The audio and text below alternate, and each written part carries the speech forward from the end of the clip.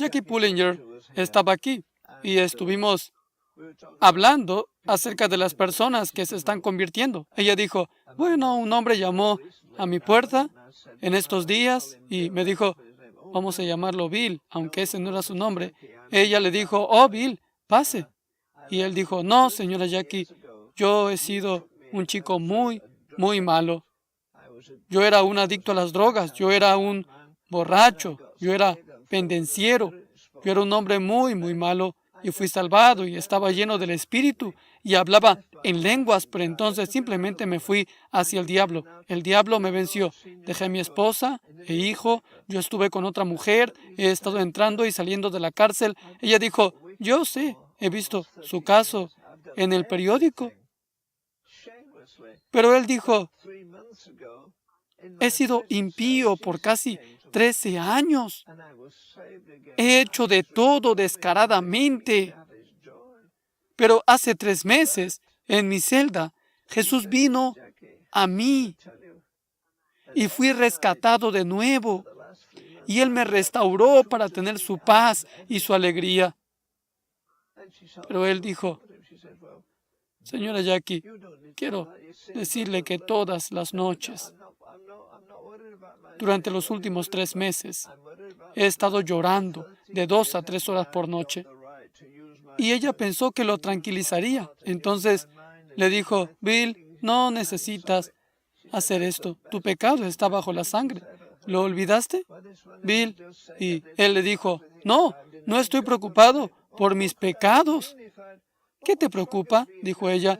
Y él dijo, estoy preocupado por el hecho de que durante 13 años negué a Dios el derecho de usar mi lengua y utilizar mi corazón y usar mi mente y el uso de mis pensamientos. Y lo siento. Y ella me dijo, este es el mejor caso de arrepentimiento que he oído nunca. Porque Él no está diciendo solamente, hice estas cosas malas, sino que Él está diciendo, yo negué el derecho de Dios. ¿Qué hubiera podido ser Jimmy Swaggart si él no hubiera ensuciado su vida? Un nuevo libertador tal vez para esta nación, pero el diablo lo venció y ahora está todo arrogante diciendo, no es asunto tuyo. Me dijeron que cuando Jimmy Swaggart oyó esto, el público se puso de pie y lo aplaudieron y lo ovacionaron. Tuve miles de personas que viven en adulterio y que no les importa. Quiero decir, si yo fuera Dios, le echaría en cara que él tuvo su segunda oportunidad. Adán tuvo una segunda oportunidad. Judas tuvo una segunda oportunidad. ¿Por qué Swaggart no aprovecha su segunda oportunidad? Pero estos son días cuando el pecado no significa mucho para nosotros o para esos predicadores. Quiero decir, yo lloro por él. ¿Pero qué? Él ha crucificado al Hijo de Dios de nuevo. Yo estaba leyendo anoche para Matra y le dije, cariño, yo no entiendo esto. De hecho, escribí a un amigo a las 2 de la mañana, donde creo que es 2 Corintios 3, dice, el fuego probará cuál sea la obra de cada uno. Y no dice cuál es el tamaño de la obra, sino el tipo de trabajo. Y luego, hay una cosa que me intrigó y tal vez tú me puedas ayudar. Tal vez es por eso que estás aquí hoy. Y lo digo en serio.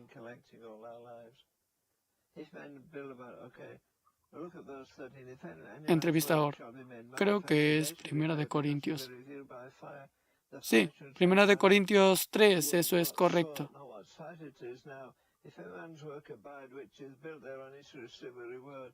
Now look at this 15th verse. If any man's work shall be burned, he shall suffer loss, but he himself shall be saved by fire. Now look at verse 17. If any man defile the temple of God, him shall God destroy. Now what did he do? 1 Corintios 3, ¿verdad? Destroy that man. Did Jimmy Swaggart ever think he is standing before 5 billion people, or you and I will? Sí, la obra de cada uno será manifiesta porque el día la declarará. Escucha esto, como él escribió. Queridos hermanos, cuando tú y yo vamos a juicio, no vamos a tener nuestros pasaportes facturados, tendremos nuestro equipaje facturado, lo que nosotros estuvimos coleccionando durante todas nuestras vidas. Bueno, ve el versículo 13. La obra de cada uno será manifestada, porque el día la manifestará, ya que será revelada por el fuego. Y el fuego pondrá a prueba qué tipo es. No es el tamaño, sino la clase de la obra de cada uno de nosotros. Ahora, si permaneciere la obra que alguno sobreedificó, ese recibirá recompensa. Verso 14. Ahora mira el versículo 15. Si se quema la obra de alguno, él sufrirá pérdida, pero él mismo será salvo, aunque así por fuego. Ahora mira el versículo 17. Si alguno destruye el templo de Dios, Dios le destruirá a él. Y ahora, ¿qué es lo que él hace? Dios destruirá a este hombre. ¿Será que Jimmy Swaggart nunca pensó que estará enfrente de 5,000 millones de personas, al igual que usted y yo estaremos con todos los arcángeles allí, todos los apóstoles del Nuevo Testamento, mirando cómo Dios lee nuestro registro de vida? Nosotros perdemos de vista muchas veces el juicio. Si empezáramos cada reunión a la luz del juicio, nosotros terminaríamos postrados antes del final del culto. Usted no pensaría en salir corriendo a casa y prender su televisor. Las reuniones pentecostales al inicio acostumbraban ser desde las 8 de la mañana y quedarse hasta las 5 o 6 de la tarde. Tenían una comida ahí en donde estaban, sobre todo en América. Y entonces tenían una sesión en la tarde de 3 a 4 sermones. Y no digo que nosotros necesitamos hacer lo mismo, pero nada de esto responde a mi pregunta: ¿cómo puede un hombre mezclarse con una prostituta cuando él sabe que su cuerpo es el templo del Espíritu Santo y es sagrado? Quiero decir que el cuerpo es el templo. Es increíble cuando tú piensas que 2 hombres hace 5 años tenían el mundo a sus pies. Jimmy Swaggart se volvió arrogante porque él dice que Dios lo había llamado a evangelizar el mundo y, primero de todo, eso está errado. David Wilson fue a reunirse con él 2 años antes de aquel estrago y él fue a hablar con la PTL 2 años antes, pero no quisieron oírlo. Swaggart dijo que no tenía amigos. Jimmy Swaggart quedó arrogante. Jimmy Swaggart se aisló a sí mismo. Nadie se atrevería a corregirlo. Él no oía los consejos. Empezaron, como se dice, en el mundo. Swaggart estaba recibiendo $3 millones en un fin de semana. He oído decir que aún recibe alrededor de $1 millón por semana. Pero, ¿dónde está el poder? Yo no estoy buscando un Elías moderno. Busco a un centenar de Elías en diferentes áreas. Entrevistador, ¿usted podría responder a este pasaje de la Escritura de Isaías a la luz de lo que está hablando? En Isaías 29, versículo 13, dice: el Señor dijo, porque este pueblo se acerca a mí y con sus labios me honra, pero su corazón está lejos de mí, y su temor de mí no es más que un mandamiento de hombres. Isaías 29, 13.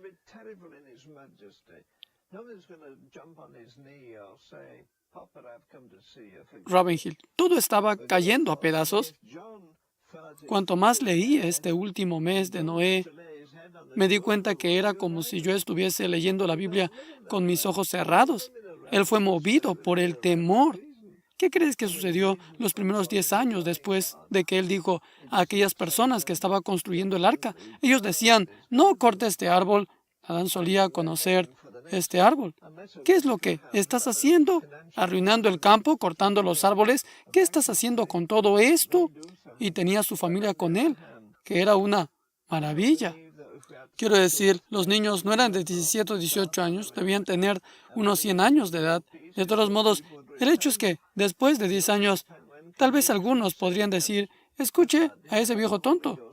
Allí él acostumbra a pasear con su barba blanca y sus manos levantadas al cielo cuando él adoraba a Dios. Ahora, recuerda, nunca Noé había visto una Biblia, nunca había visto un sacerdote, nunca había visto un altar, nunca había visto un sacrificio. Ahora, Enoc también caminaba de arriba para abajo, no se preocupaba por nada. Y Dios hizo un agujero en el cielo y él vio algo que aún no ha sucedido. El Señor viniendo con muchos millares de sus santos. Nosotros pensamos que el Jesús humilde, manso y suave ha de venir. Olvida eso.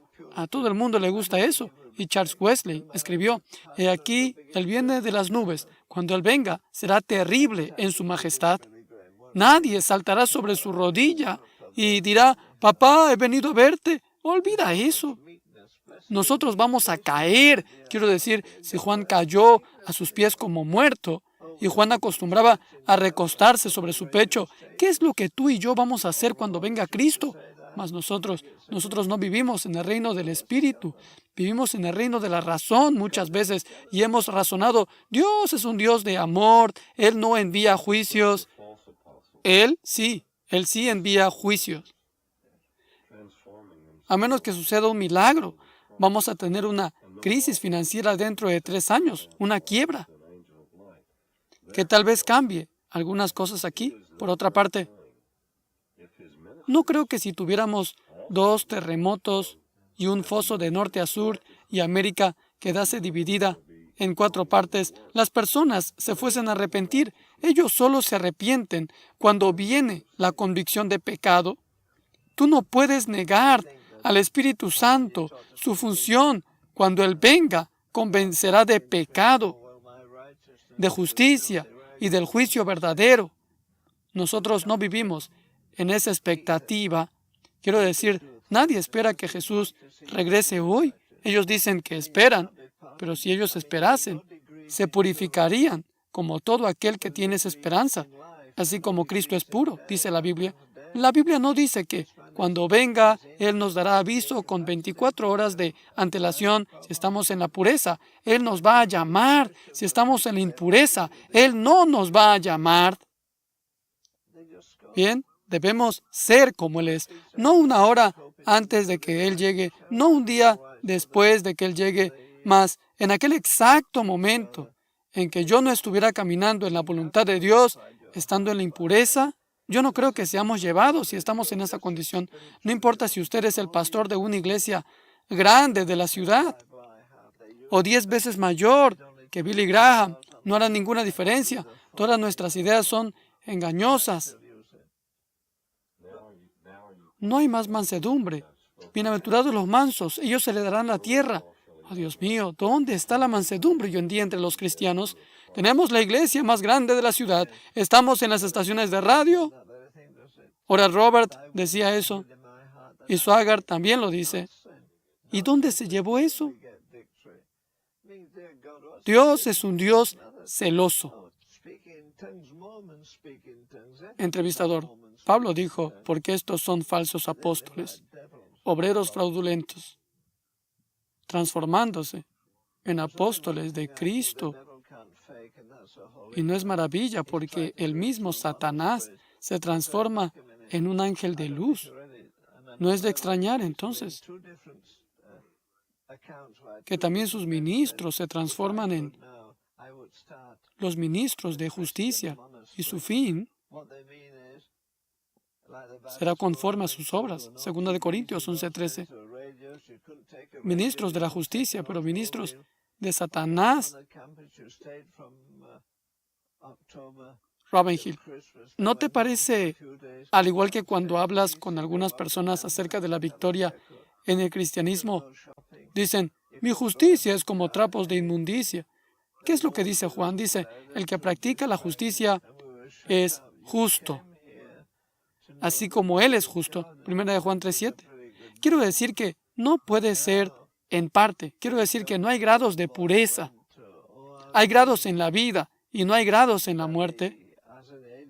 Pero si usted predica la perfección cristiana, se ríen de ti en estos días. Si usted predica que un hombre debe ser puro, se ríen de ti. Ellos solo desprecian, mas la Biblia dice, se purifica en él todo el que tiene esta esperanza, así como él es puro. Y Pablo escribe. Es en realidad Pedro, en su primera epístola. Habiendo purificado nuestras almas por vuestra obediencia a la verdad. 1 Pedro 1:22.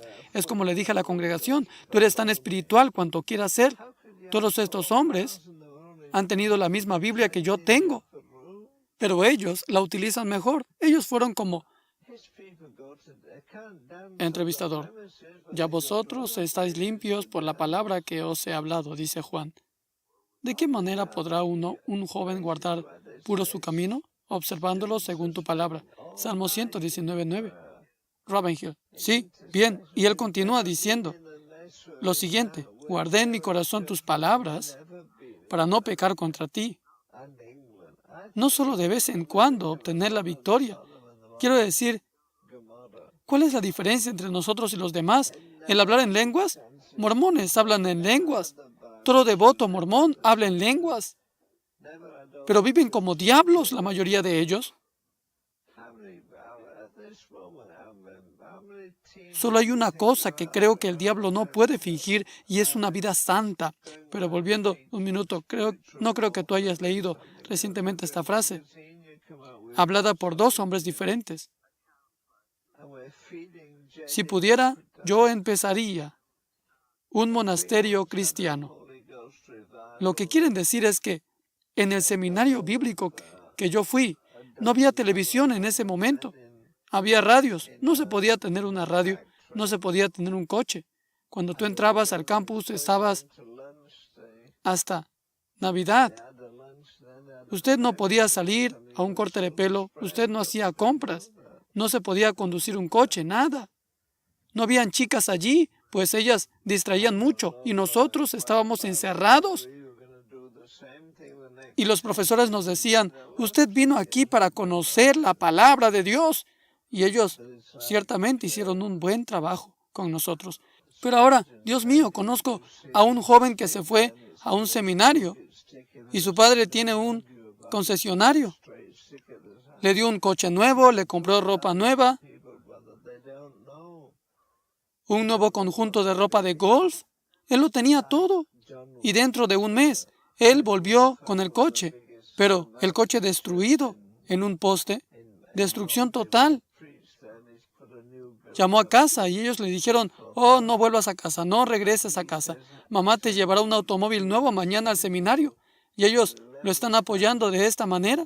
Pero Oral Roberts dice que tiene 4,000 jóvenes allí llenos del Espíritu Santo. Esas son tonterías. ¿Cómo podrías tener a 4,000 si hay apenas 120 en el aposento alto? Su gente se va al baile. Y si el local está lleno, ellos se van a otros lugares para bailar.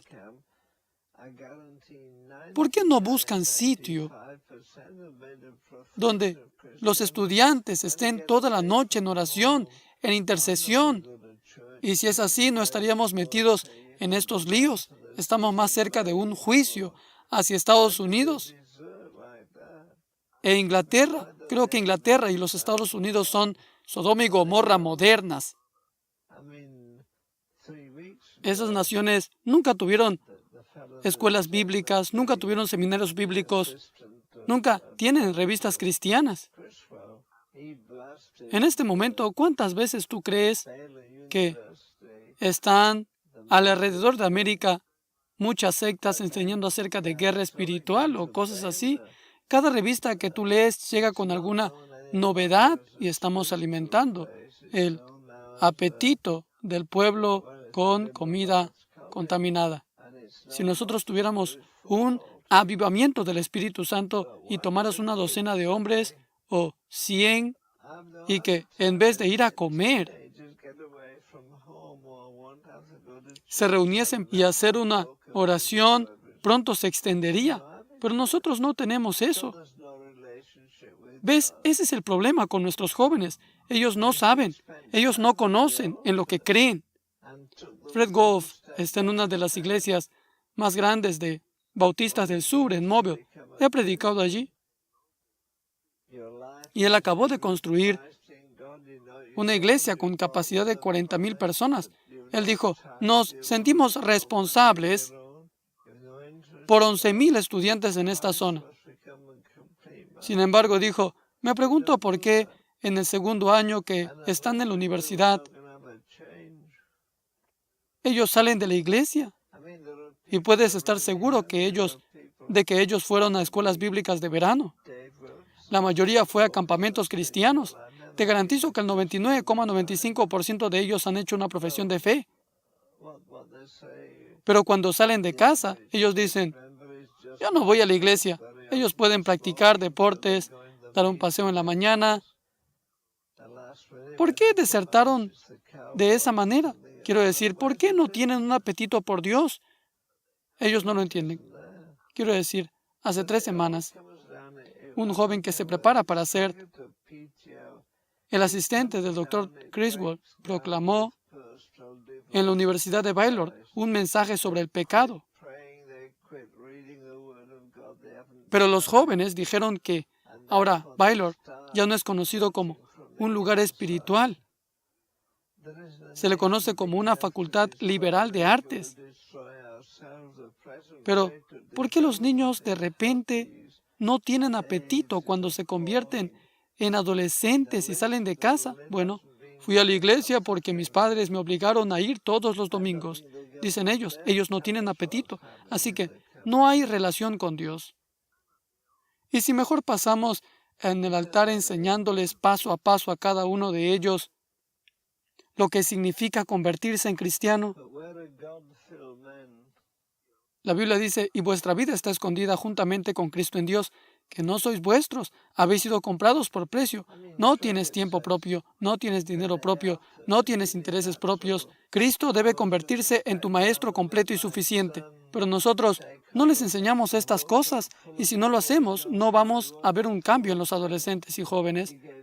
Quiero decir, hay personas que están realmente hambrientas. Hay personas que cuando se encuentran con gente de David Wilkerson, dicen, yo nunca vi a un cristiano en mi vida. Bueno, lo que quieren decir es que, ¿dónde está la diferencia entre nosotros y el mundo? No está. Pero todo se reduce a, no importa quién sea, Swaggart o PTL, todo se reduce a la devoción personal que tú tienes con Cristo. Ellos dejaron de orar, ellos dejaron de leer la palabra de Dios. Muchos no tenían tiempo y así empezaron a desmoronarse desde adentro. Hablo de Swaggart. No existe una nación grande o suficiente para destruir América. Nosotros nos vamos a autodestruir. La tasa actual de propagación del herpes y el SIDA es repugnante. La lista publicada en realidad no significa nada porque no creo que el gobierno se atrevería a decirnos lo que está sucediendo en este país. No nos va a decir. Y es lo mismo en Inglaterra. Pero ¿dónde están los hombres de Dios?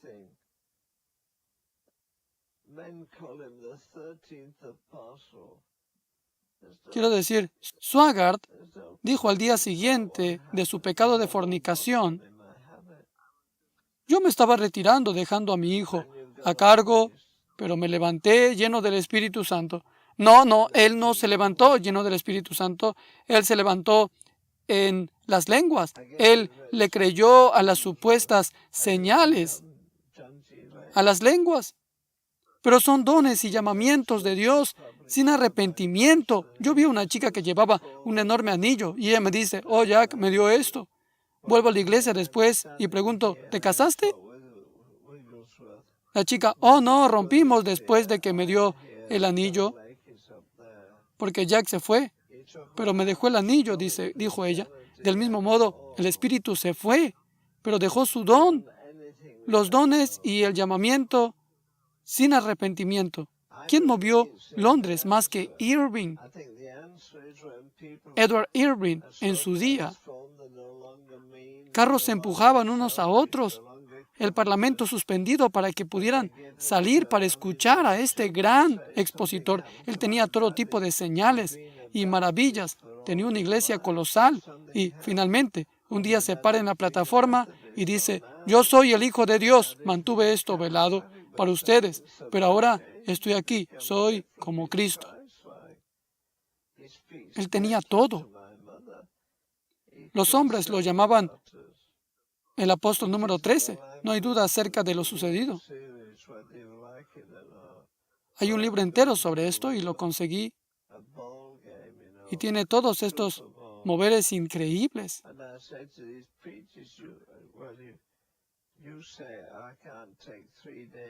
Creo que tú has leído algo de Smith Wigglesworth. Has leído los libros de John G. Lake. Ellos son publicados por la editorial Grace for the Nations. Existen 4 de ellos.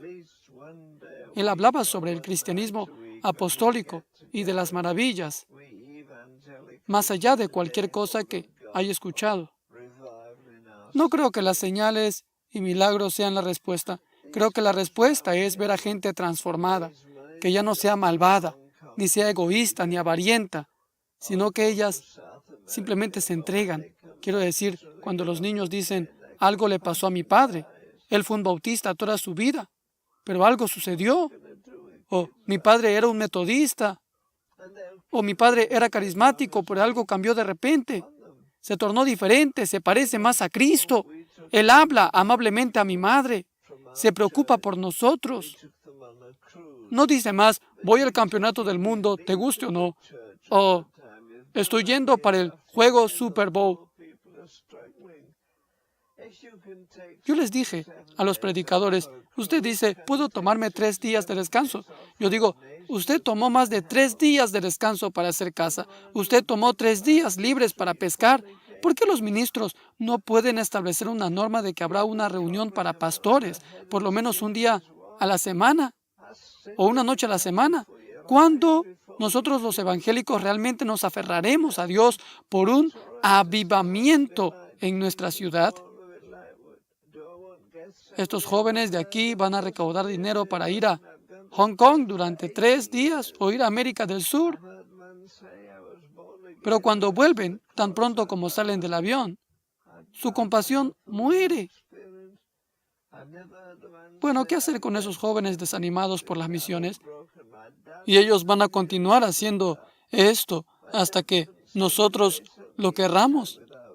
Algunos dicen, tomamos una parte de nuestro personal de la iglesia para ir en un crucero, pero tú solamente estás evangelizando a la iglesia entre las 4 paredes. Tú has hecho año tras año esto, mientras que los pobres están luchando afuera, en las calles. Si te puedes tomar 6 o 7 días de descanso para un crucero, ¿usted acaso no podría conseguir 6 o 7 días de descanso para una nación que se está yendo al infierno y evangelizarla? ¿O qué tú quieres hacer? Los jóvenes se encuentran en la calle para tener sexo. Personas golpeando la cabeza de otro hombre para robar su reloj.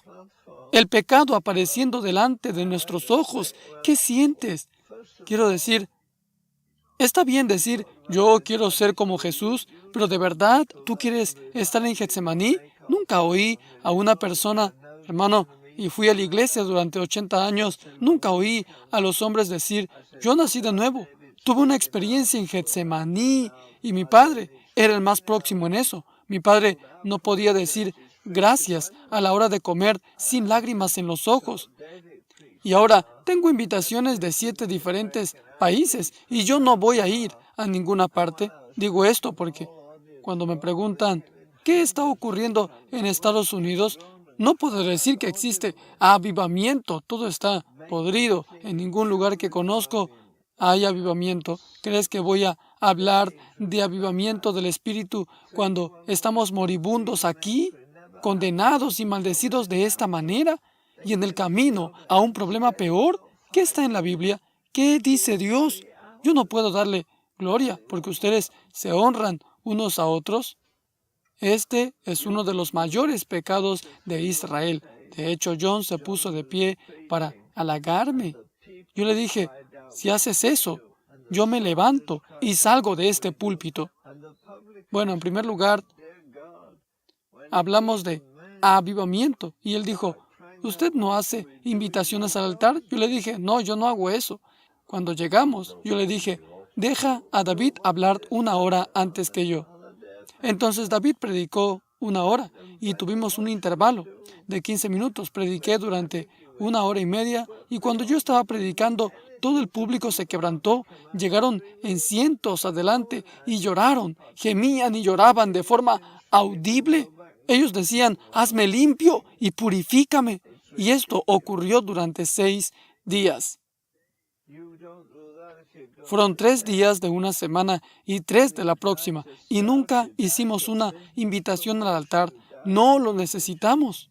Ellos venían al altar y estaban no durante 5 minutos, sino durante 2 o 3 horas clamando a Dios. Usted lee Lucas capítulo 3, ¿qué dice? Juan estaba predicando y la gente gritó, ¿qué haremos? Y los soldados gritaron, ¿qué hacemos? Y los publicanos gritaron. Cuando los hombres paganos comienzan a llorar, ¿qué debemos hacer? ¿Usted sabe que Dios está allí? ¿Te acuerdas lo que dijeron en Pentecostés? ¿Qué haremos, hermanos?, le dijeron a Pedro. Estamos entrando en pánico. El altar no significa nada para la gente hoy en día. Vienen a él cada semana. Estamos romanizando nuestro protestantismo. Recibe el perdón de pecados y vuelva a lo mismo, decimos muchas veces. Es ridículo. Tú no harías eso. Si tú sabrías que estás yendo a tu propia muerte, mueres a la promoción de tus negocios, mueres a tus ambiciones. Tú dejas todo atrás y dices, nosotros queremos hacer esto y que Dios coloque esto en nuestro registro. Nosotros no vamos a hacer nada a menos que lleguemos a este punto de quebrantamiento. ¿Qué es lo que tuvimos no hace mucho tiempo atrás? ¿Recuerdas a A.A. Allen? A.A. Allen solía tener reuniones. Él recibía 500 personas que pasaban al frente. Y en el camino para el hotel encontró a una prostituta y ellos se conocieron allí. Él murió con botellas de bebidas, botellas de whisky en toda su habitación. Hay un montón de hombres que hacen esto. Pero tú no encuentras nada de esto entre los antiguos hombres de avivamientos. Los verdaderos avivadores, es por eso que me gusta leer libros como The Accounts of Revival. Quiero decir, es algo que nosotros no sabemos nada. Dios mío, ten piedad de nosotros. Ellos dicen que tenemos la misma Biblia, el mismo Espíritu Santo. ¿Por qué no tenemos entonces los mismos resultados?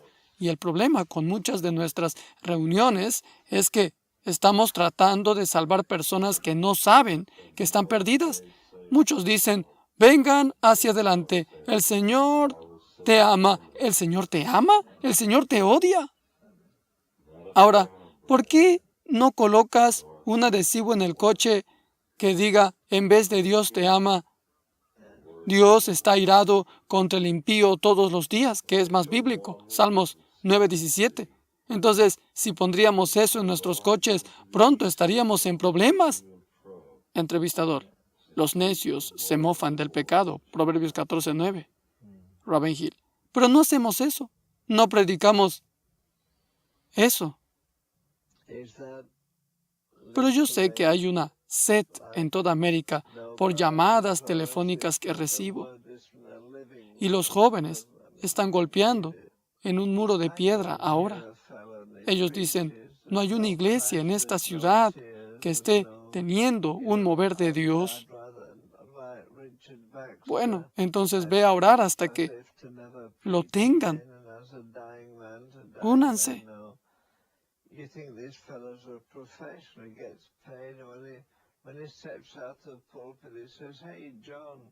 Entrevistador. El profeta Amós dice, he aquí que vienen días, dice el Señor Dios, en los cuales enviaré hambre a la tierra, no de pan ni sed de agua, sino de oír la palabra del Señor. Andarán de mar a mar, y del norte al oriente, correrán por todas partes en busca de la palabra del Señor, y no la hallarán.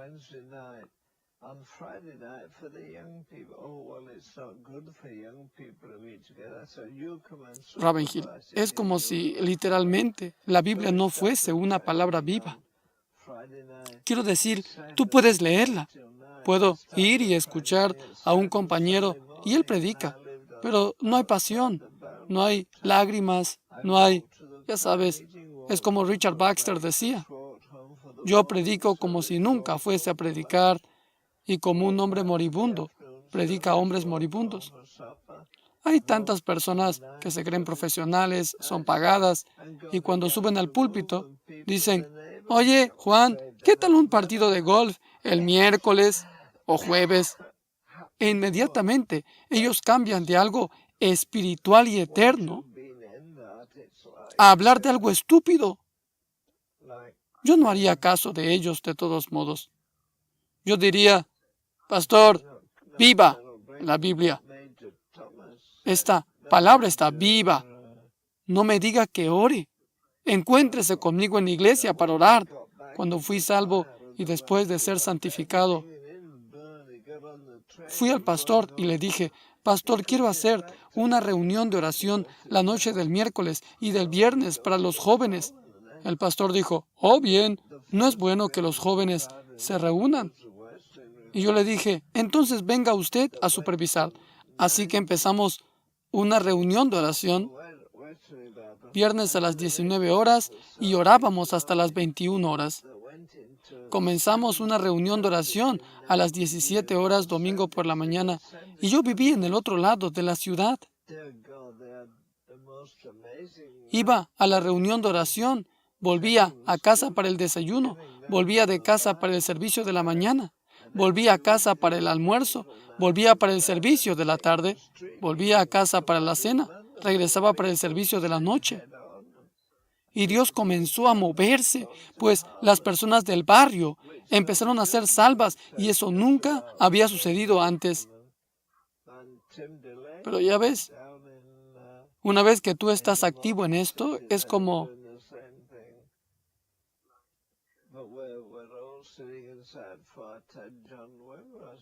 Iba a decir que era el coronel Bringle o el mayor Thomas quien dijo, pero no, era el mayor Roosevelt que una vez que él regresó del fuego del avivamiento de Gales y todo empezó a arder en él, él tomó un tren para ir a casa, pero no podía volver a Londres tan rápido como quería para contar aquello que el Espíritu Santo había hecho, había descendido.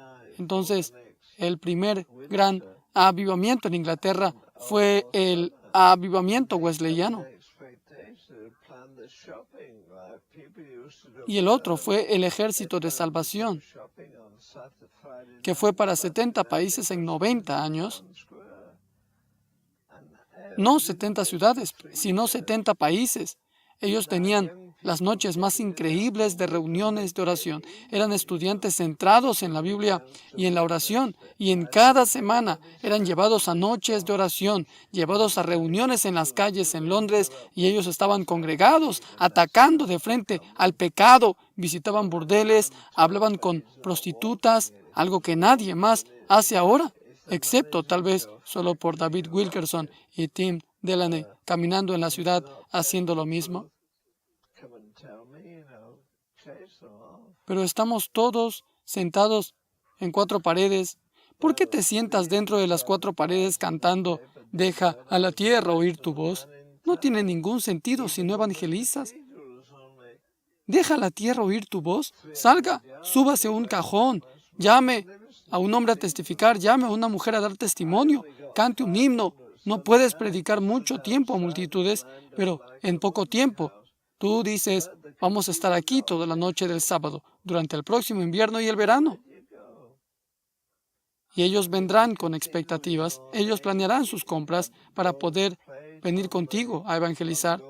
Ellos tratarán de hacer sus compras temprano para estar ahí en la plaza del pueblo testificando a Cristo.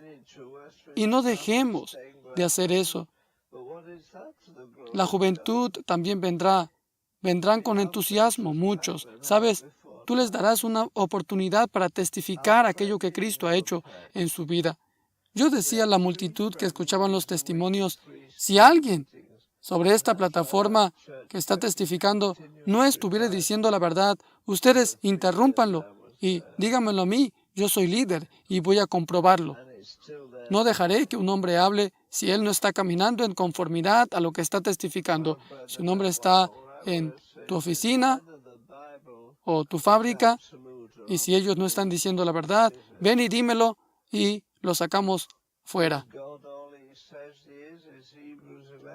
Bueno, no necesitábamos hacer publicidad en el periódico cuando evangelizábamos. Oh Dios, yo era el hombre más conocido de la ciudad, aunque la catedral estaba apenas de 270 metros de distancia de nosotros, una magnífica catedral. Yo tenía 500 personas la noche del domingo que estaban afuera, alineados como en una sala de cine, pero la catedral tenía 50. Quiero decir, la catedral estaba ornamentada, tenía platos de oro, las cosas de la comunión eran de oro, candelabros y el altar. Era como un estilo de vitral wesleyano en miniatura. Mas, ¿qué es eso comparado con la gloria de Dios? Me refiero a que nuestro lugar, que nosotros evangelizábamos, estaba lleno de gente más que en la catedral, y eso era una hora antes de dar inicio. Nuestras reuniones de oración estaban llenas. Teníamos 3 reuniones de oración a la semana y 3 reuniones en la calle, y fue por eso que la iglesia mantuvo un avivamiento continuo durante los 3 años que estuve allí. Y ella todavía está allí. Bueno, lo que quiero decir es, o la Biblia es absoluta u obsoleta. ¿Es Dios todo lo que Él dice ser? Como Hebreos 11:6 dice, y eso es lo que tenemos que redescubrir. El que se acerca a Dios crea que le puede hallar. ¿Qué le importa a usted? ¿La Biblia o tantos predicadores de hoy en día que son desagradables y que duelen como Jimmy Swaggart? Y las personas me dijeron que están haciendo bromas acerca de Swaggart. Un joven me dijo la otra noche, bueno, si Dios dijo que él podía continuar predicando, entonces, ¿por qué es que Dios no le dijo que la policía lo seguía por la carretera en coche? No es tan tonto como parece.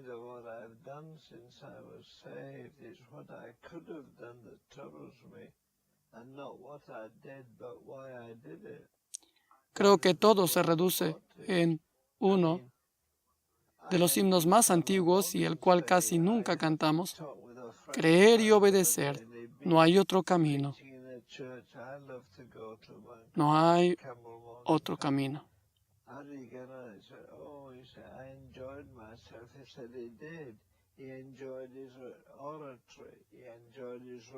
Es difícil en la carne, es difícil contra el estilo de la vida de hoy en día para los pastores alrededor de nosotros. Pero ¿qué es lo que Dios quiere?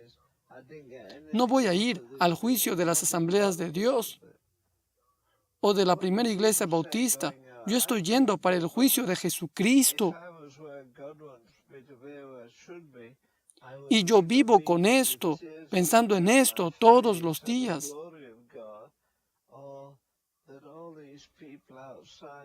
Entrevistador, ¿estas son sus palabras en Jueces? Sí. ¿Y qué él dice? No es solo lo que está en el libro de la vida. Es como Tozer me dijo un día, Leonard, no creo que yo me avergüence de lo que hice desde que fui salvo. Es lo que podría haber hecho lo que me molesta. Y no lo que hice, sino por qué lo hice. Dios va a evaluar las motivaciones. Quiero decir, yo oí a G. Campbell Morgan decir, Yo estaba hablando con un amigo mío el otro día y Morgan, estaba predicando en una iglesia. Mi amigo le gustaba ir, así que Campbell Morgan dijo lo siguiente: oh, me divertí mucho. Él dijo, fue divertido. Él disfrutó de su exposición. Le gustó su relación con la gente. Le gustó su elocuencia. Él disfrutó de sí mismo como predicador. Pero, ¿qué es lo que Dios tuvo?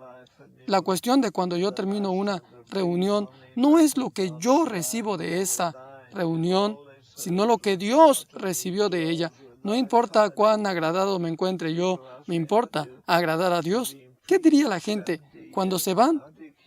Creo, querido hermano, que si yo estuviese en el lugar donde Dios quiso que yo fuese, saldría de la reunión con las lágrimas corriendo por mi cara al contemplar la gloria de Dios, o por todas esas personas de fuera que están pegadas a la televisión esta tarde, en este día sábado, y no tienen ningún interés en Dios. Es triste.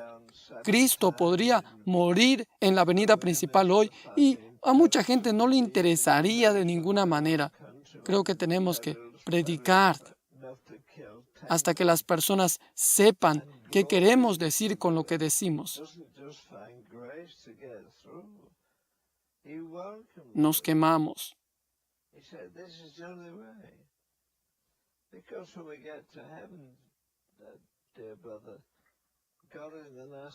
Erwin Hodge fue canciller. Creo que era del St. Mary's College en Oxford. Y fue uno de los mejores hombres de Inglaterra.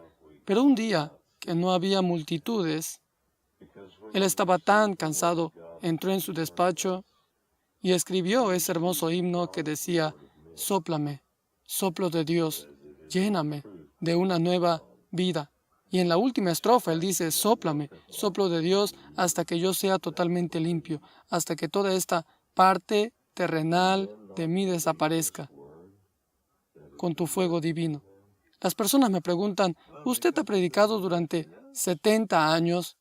¿Cómo te mantienes firme? Porque yo leo las historias sobre avivamientos, porque yo leo la palabra de Dios y veo aquello que los apóstoles hicieron.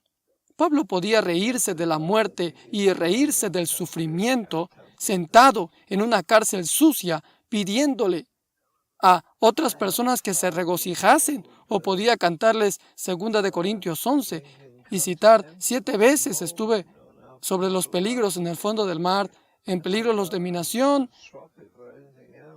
en peligros suficientes para matar a 10 hombres.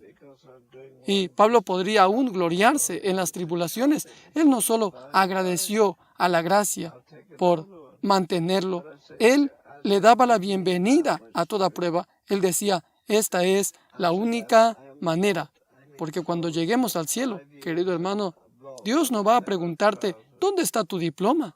Él no está en busca de medallas, Él estará buscando cicatrices. Entrevistador: Pablo dijo: tenemos nosotros un gran agradecimiento a Dios que habéis oído y recibido la palabra que de nosotros oísteis, que es de Dios, y ustedes la recibieron como palabra de Dios, como en verdad es palabra de Dios, la cual en efecto está operando eficazmente en vosotros, los creyentes. 1 Tesalonicenses 2:13. Los hombres no creen en esta palabra muchas veces que fue escrita para ellos. Robin Hill dice: bueno, ¿por qué ella no funciona para nosotros? Yo digo: tú estás en un púlpito y predicas, pero ¿qué significa predicar para ti?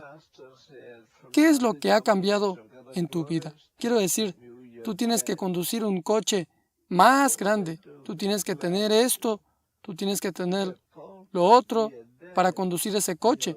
Tengo un Lincoln Continental de 5 años,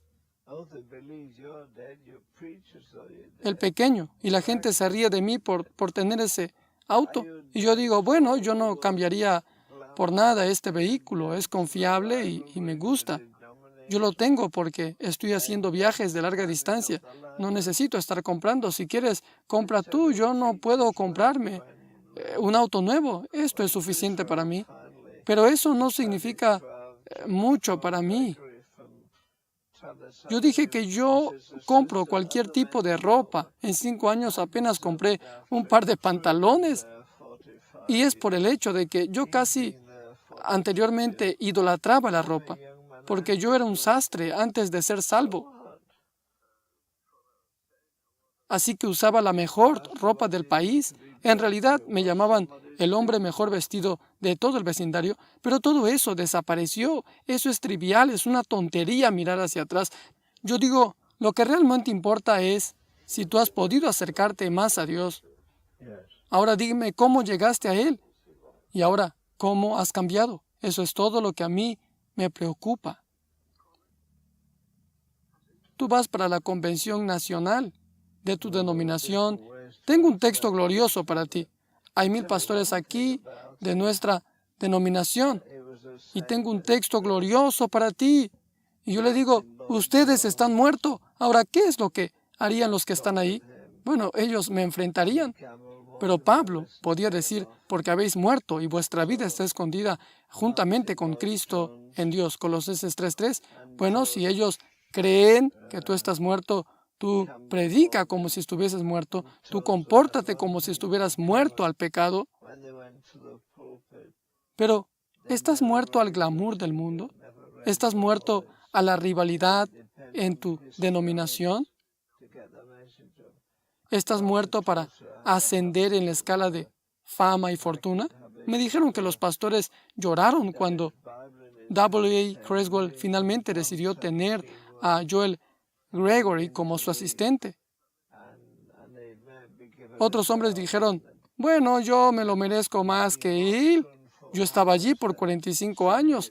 Él ha estado allí solamente por 42. Yo soy un hombre joven. Yo debería estar allí como asistente. ¿Y qué? Las personas me preguntan, ¿qué hace usted para ser grande? Yo digo, lavo los pies a alguien. Eso es todo lo que yo hago.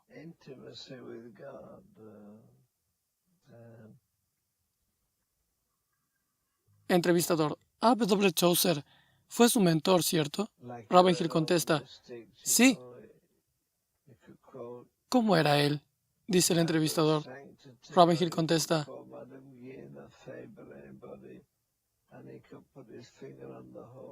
bueno, hay varias maneras de responder a esa pregunta, pero te voy a decir algo al respecto.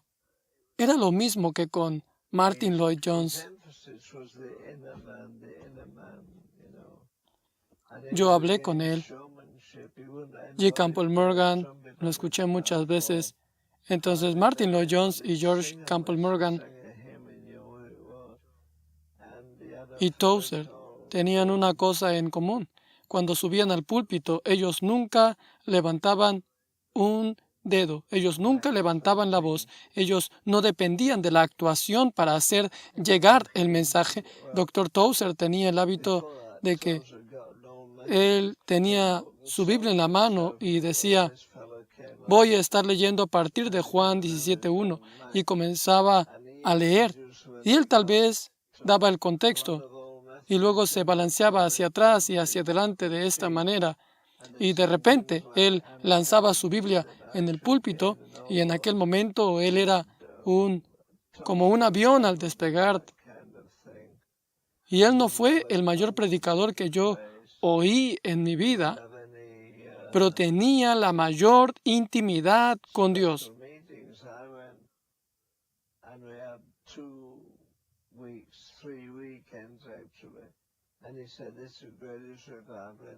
Por ejemplo, él leyó a todos los místicos. Podía citar The Leader of Sanctify, o él podía citar cualquier otro autor, y él podía colocar el dedo sobre el montón de libros y decirte cómo él los había leído, todos. Su énfasis era el hombre interior, ¿sabes? Y él estaba en contra del exhibicionismo. Él no dejaba a ninguno tocar la trompeta en la plataforma. Difícilmente dejaba a alguien cantar, a menos que cantase un himno, y él supiese quién era. Tozer consiguió un antiguo himnario metodista y lo devoró. Tozer se deleitaba con ese tipo de cosas. Él no hacía un concierto en el local. Él nunca tuvo ningún tipo de reunión especial. Yo fui y tuvimos 2 semanas, 3 fines de semana, y él dijo, este es el más grande avivamiento en la historia de esta iglesia. Teníamos el altar abierto hasta la medianoche, las personas llorando y buscando a Dios, y venían atravesando toda la ciudad. Tenías el Instituto Bíblico Moody, y al lado de él tenías la iglesia Moody. Los alumnos solo tenían que salir de aquí para allá, pero aún así, ellos atravesaban la ciudad cuando el hielo, ya sabes, quedaba por debajo de los coches, se congelaban.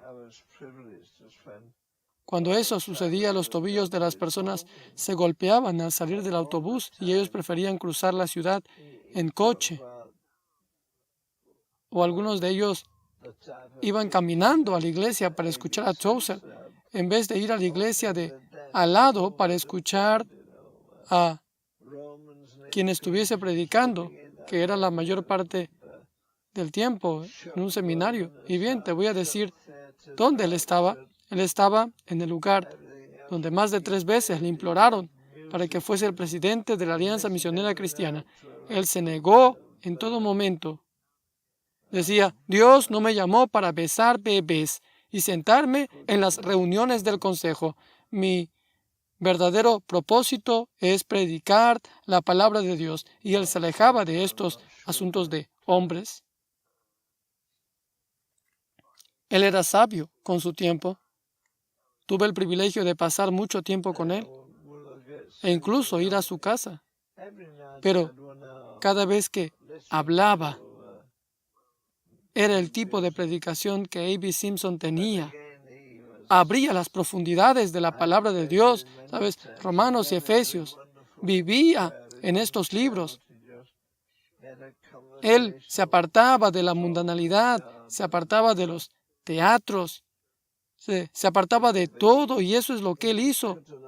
Él amaba la música. Él escuchaba cada noche una grabación.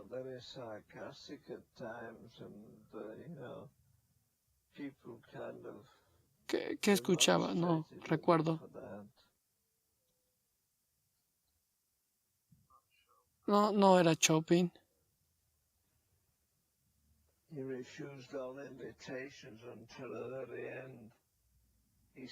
Pero era una sinfonía. Cada noche él tenía 1 hora escuchando buena música. Yo oré con él muchas veces. Muy, muy maravilloso era la oración. Él no gritaba, él solo tenía una conversación con Dios. Él podía cortar a los oyentes en 2 partes con la palabra de Dios. Y a veces él era muy sarcástico y las personas se quejaban con él al respecto.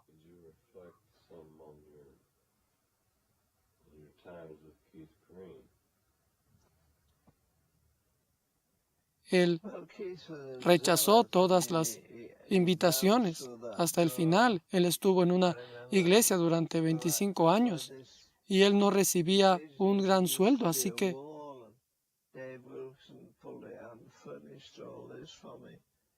su fuerza, de hecho, era su vida devocional.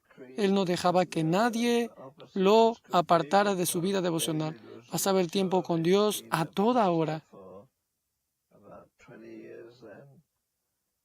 Entrevistador: ¿usted podría reflexionar algo acerca de su temporada con Keith Green, un músico cristiano que murió con 29 años? Ravenhill dice, bueno, Keith era celoso. Quiero decir, él saltó por la puerta. Recuerdo que en esta división solía tener una pared y David Wilkerson tiró y acondicionó todo esto para mí. Bien, Wilkerson venía un día, Green venía otro día. Ellos eran opuestos, obviamente, porque David era maduro y había sido pastor durante 20 años.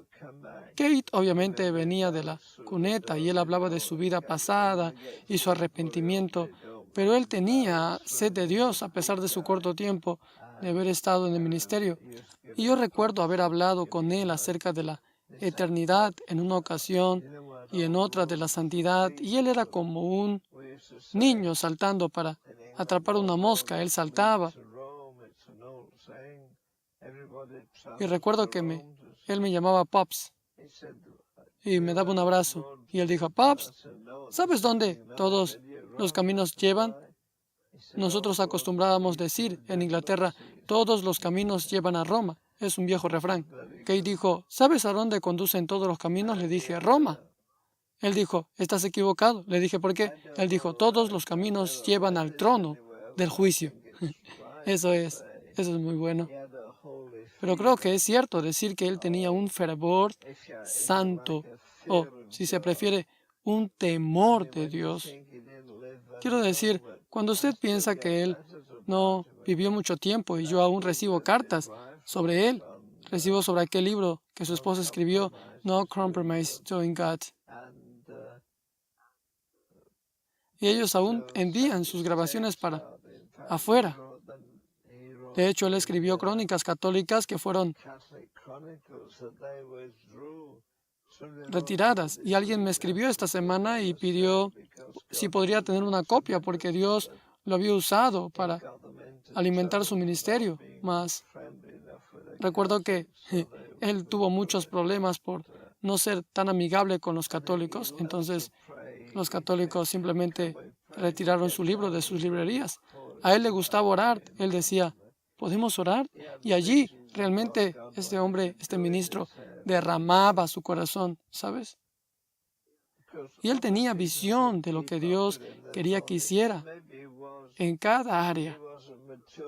Claro que las otras personas no lograban seguirle el ritmo.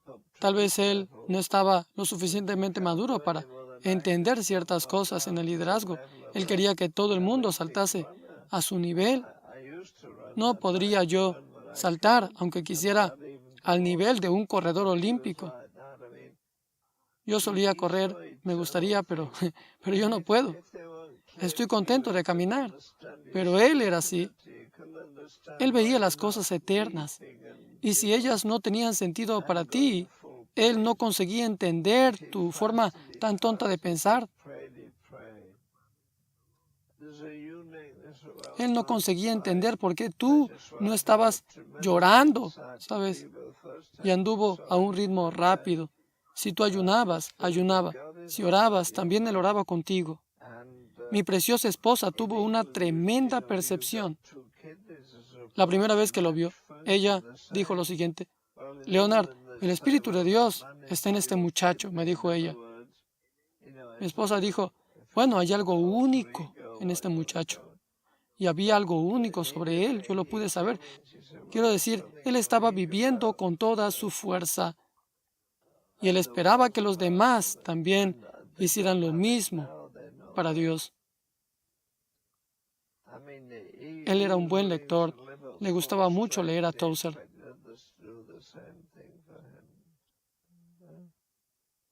Y le gustaba leer sobre David Brainerd o disfrutaba de la lectura de los 3 volúmenes de Edward Payson.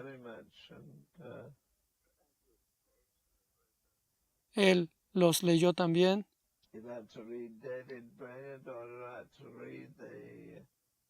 Y en esencia, querido hermano, él hablaba exactamente lo que dijiste. Volver a las sendas antiguas. Él decía eso. Bien, él era el tipo que normalmente solía predicar en la calle. ¿Cuál era el ministerio? Ágape. Estaban fascinados y acostumbraban leer de William Booth. Ellos leían las historias de William Booth y de los antiguos predicadores. Y él venía a mí y decía, dime más sobre Booth, cuéntame más sobre las noches de oración, háblame de los días de ayuno, cuéntame sobre sus reuniones en la calle que tenía Booth. Yo creo que él se encendía con eso.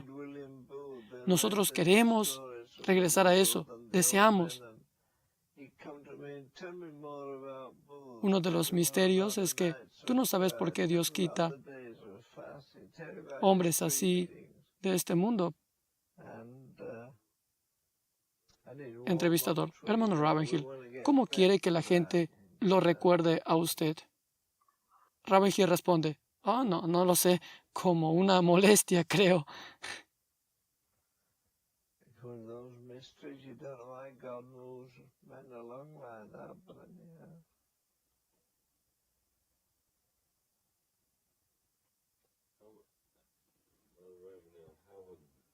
Tres o 4 años atrás, un hombre vino y estuvo durante 2 horas y luego me escribió de nuevo desde otro país.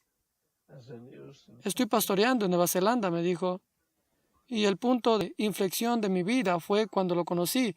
Yo tuve más en 2 horas con usted de lo que he tenido en 2 años en el seminario. Estoy leyendo The Whole Armor of God. Estoy leyendo algunas historias del Ejército de Salvación y áreas en que no había entrado. Y ahora enfatizo al máximo la vida de oración y la devoción personal.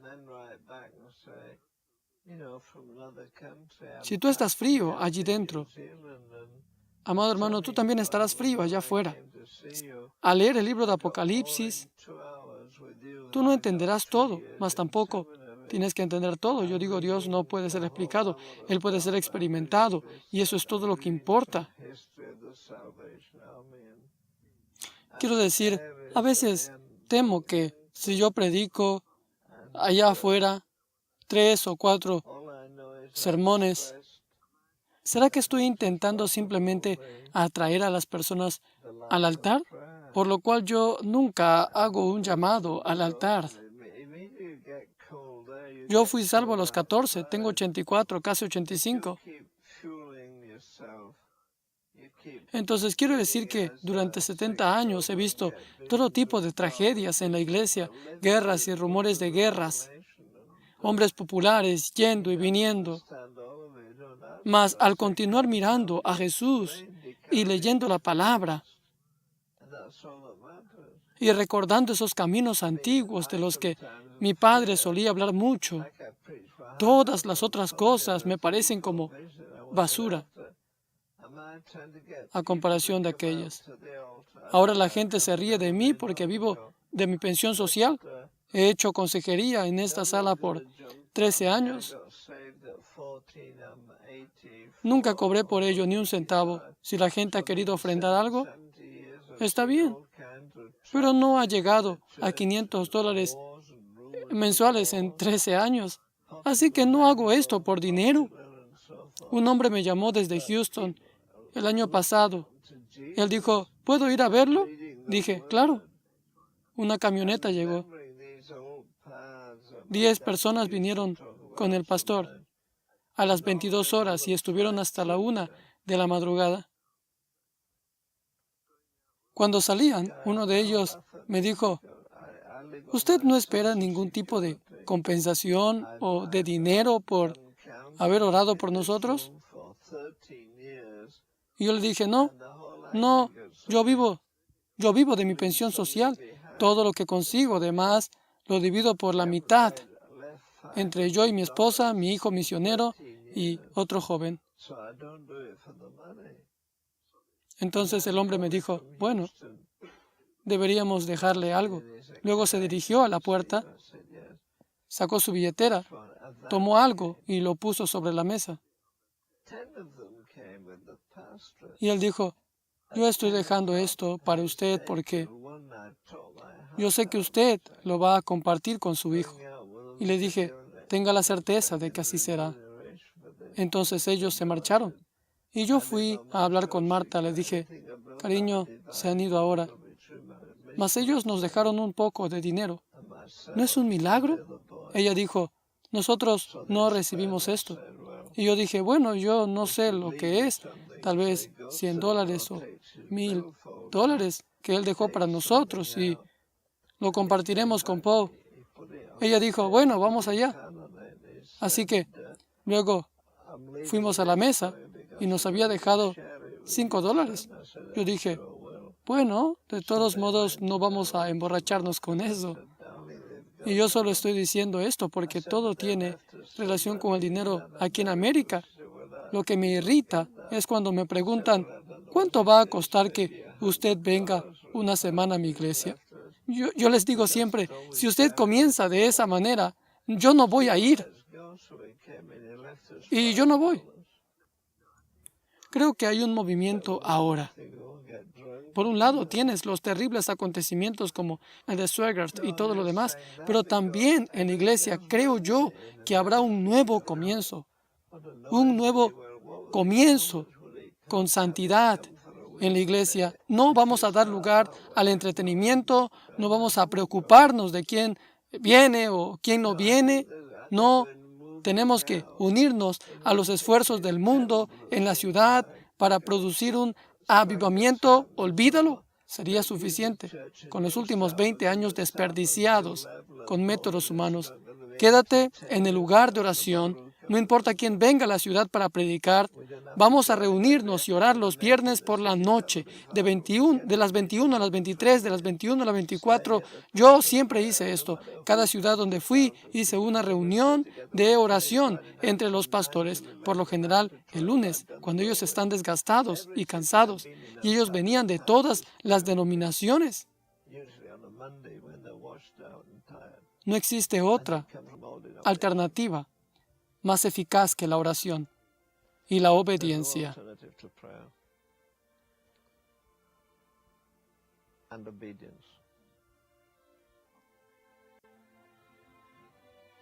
Y oren por mí, a fin de que al abrir mi boca me sea dada palabra para dar a conocer con denuedo el misterio del Evangelio. Efesios, capítulo 6,